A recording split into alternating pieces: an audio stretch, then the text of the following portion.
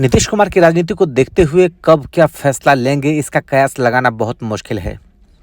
नीतीश कुमार बिहार की सियासत में 2 दशक से राजनीतिक धुरी बने हुए हैं।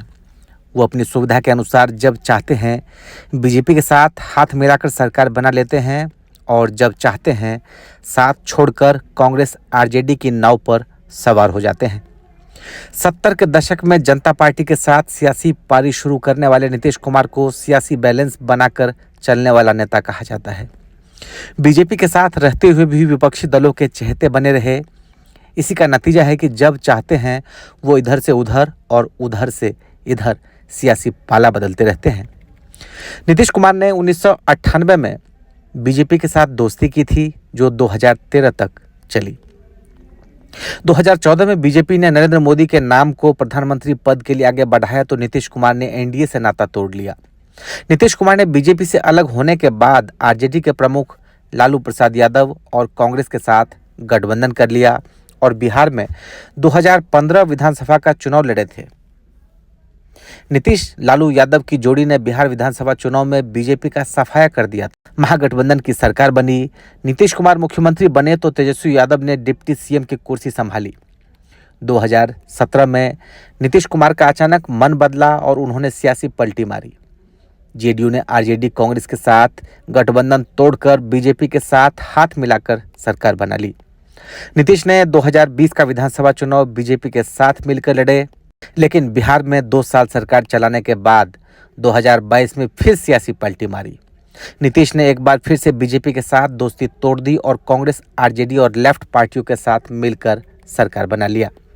नीतीश कुमार ने सियासी पाला बदलने के बाद नरेंद्र मोदी के खिलाफ विपक्ष को एकजुट करने का बीड़ा उठाया था। नीतीश कुमार ही वो नेता हैं जिन्होंने इंडिया गठबंधन की नींव रखी थी। शुरुआत में नीतीश कुमार देश में घूम घूम कर विपक्षी दलों को एकजुट करने में लगे रहे। इंडिया गठबंधन की पहली बैठक नीतीश कुमार की मेजबानी में पटना में हुई थी, लेकिन बाद में लोकसभा चुनाव के ठीक पहले उन्होंने फिर से अपना पाला बदल लिया। इंडिया गठबंधन का साथ छोड़कर बीजेपी के साथ हाथ मिला लिया और एनडीए का हिस्सा बन गए। 2014 के लोकसभा चुनाव में नीतीश कुमार एनडीए गठबंधन में रहते हुए चुनाव लड़े और उनके 10 सांसद जीतने में सफल रहे। बीजेपी को अपने दम पर पूर्ण बहुमत न मिलने के चलते नीतीश कुमार की भूमिका काफी अहम हो गई है। एनडीए के साथ रहते हैं तो बीजेपी के लिए सियासी मुफीद होंगे, लेकिन पलटी मारते हैं तो फिर इंडिया गठबंधन के लिए संजीवनी से कम नहीं। ऐसे में बीजेपी बैसाखी के सहारे भले ही सरकार बना ले, लेकिन नीतीश कुमार जैसे नेता कब गच्चा दे देंगे ये कहना मुश्किल है। सियासी पलटी मारने के माहिर नीतीश कुमार जैसे नेताओं के सहारे एनडीए की सियासी नैया कैसे पार लगेगी, ये इस वक्त एक बड़ा सवाल है। लेकिन लोकसभा चुनाव 2024 के नतीजों के बाद बीजेपी के साथ मिलकर एनडीए सरकार बनाने जा रही है। इसमें नीतीश कुमार की जेडीयू और चंद्रबाबू नायडू की टीडीपी का रोल बेहद अहम है। इस बीच तमाम तरह के सियासी अटकलें लग रही है। कहा तो ये तक जा रहा है कि दोनों ही पार्टियां प्रेशर पॉलिटिक्स करेंगी, लेकिन सबसे ज़्यादा बात नीतीश कुमार की हो रही है क्योंकि वो कई मौक़ों पर पलटी मार चुके हैं। एनडीए ने 543 में से 294 सीटें जीती है, जबकि इंडिया अलायंस 233 सीटें मिल सकी इंडिया अलायंस को। बीजेपी को 240 सीटों के साथ बहुमत तो मिला, लेकिन वो मैजिक नंबर 272 को नहीं छू सकी, जिसके दम पर वो अकेले सरकार बना सकती थी। बीजेपी समेत पूरा एनडीए फिलहाल आंध्र प्रदेश की तेलुगु देशम पार्टी और बिहार के जनता दल यूनाइटेड के भरोसे है, जो कि नीतीश कुमार की पार्टी है। जेडीयू के इस नेता को 12 सीटें मिली, जो खेल बदल सकती है। एक समय पर अपने दमदार शासन के लिए नीतीश कुमार को सुशासन बाबू कहा गया, लेकिन समय के साथ उन्हें एक और खिताब मिला और वो है पलटू राम का।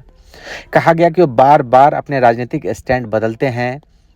आइए बताते हैं कि कब कब नीतीश यहाँ से वहाँ पर सरक गए।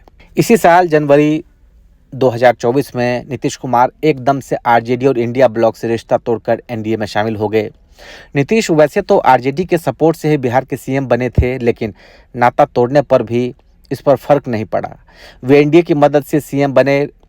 द हिंदू की रिपोर्ट के मुताबिक सहयोगियों से दूरी के पीछे कारण गिनाते हुए उन्होंने कहा कि वो बिहार के फायदे के लिए ऐसा कर रहे हैं। हालांकि राजनीति के जानकारों ने इसे उनकी आदत बताते हुए कहा कि वे हवा का रुख भांप कर बीजेपी के नेतृत्व वाले एनडीए में आए, क्योंकि उन्हें यकीन था कि लोकसभा चुनाव में यह पार्टी कमाल करेगी। 1.5 साल पहले अगस्त 2022 में नीतीश कुमार का रवैया बिल्कुल अलग था। एनडीए का हिस्सा रहते हुए उन्होंने आरोप लगाया कि पार्टी बीजेपी के पीछे चलने को मजबूर है। वे नाराज थे क्योंकि विधानसभा चुनाव में जेडीयू की सीटें घट रही थी, जबकि बीजेपी की सीटें बढ़ रही थी। उन्होंने एनआरसी और राज्य में 2-2 डिप्टी सीएम होने पर गुस्सा दिखाया था। आखिरकार कई असहमतियों के साथ वे दूसरी धारा में चले गए। 2 साल पहले 2015 में विधानसभा चुनाव में जेडीयू के नीतीश और आरजेडी से लालू प्रसाद एक मंच पर आए। बीजेपी में बड़ा उलटफेर किया था। उन्होंने कांग्रेस के साथ महागठबंधन बनाकर स्टेट के 243 में से 178 सीटें जीत ली थी, लेकिन हरियाली कुछ ही समय के लिए थी। 2017 में तत्कालीन उप मुख्यमंत्री तेजस्वी यादव पर करप्शन के आरोप लगने पर नीतीश साथ देने की बजाय उनसे इस्तीफा मांगने लगे। जब ऐसा नहीं हुआ तो नीतीश ने उनसे रिश्ता तोड़कर एक बार फिर एनडीए का रास्ता अपना लिया।